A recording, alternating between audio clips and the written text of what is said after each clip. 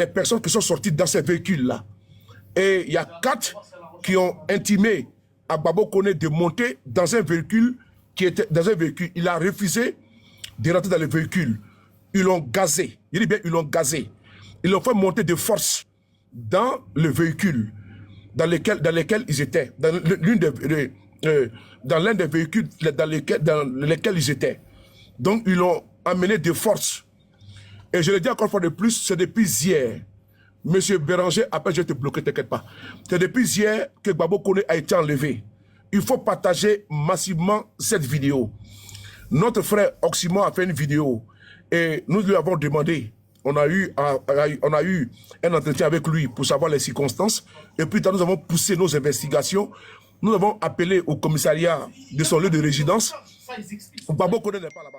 Je vous informe que Babo Koné n'est pas dans son... Parce que quand on t'arrête, tu es dans un commissariat, soit ton lieu de résidence. Si tu habites à Créteil, c'est à Créteil qu'on appelle. Si tu habites à Cergy, c'est à Cergy qu'on appelle. Mais Babo Koné n'est pas au commissariat de son lieu de résidence. J'ai pu rentrer en contact avec certaines personnes qui ont appelé, qui ont eu le commissariat. Il n'est pas au commissariat de son lieu de résidence. Non, s'il te plaît. Donc, voilà. Il a été gazé, selon les témoins, et nous lui avons demandé d'aller porter plainte pour disparition, pour enlèvement. Si Babo Koné se trouve entre les autorités françaises, entre les mains, nous voulons savoir. C'est très important. Donc, partagez massivement cette vidéo. La vidéo que Oxymore a fait, c'est vrai. Babo Koné, il a été enlevé. C'est ce que nous, on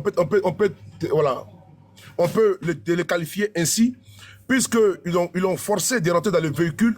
Il a refusé. Et ils ont mis brassard de police. Ils étaient dans 2 véhicules de type 4x4. 2 véhicules de type 4x4. Selon le témoin oculaire qui était là. Le témoin qui était là. Je viens à peine de raccrocher avec lui au téléphone. Nous lui avons conseillé